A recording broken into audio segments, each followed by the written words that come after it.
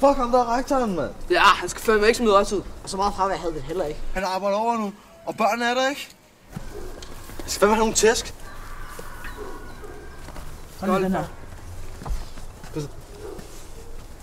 Ja, vi klarer det. Fandme, okay?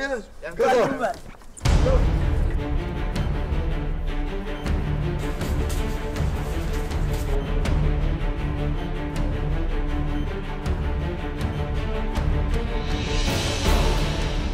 Jeg har en plan. Jeg går hen og siger, at der sprunget vandrør ned i kælderen. Man bliver distraheret, går der ned, og så er der fri på næstkontoret. God idé.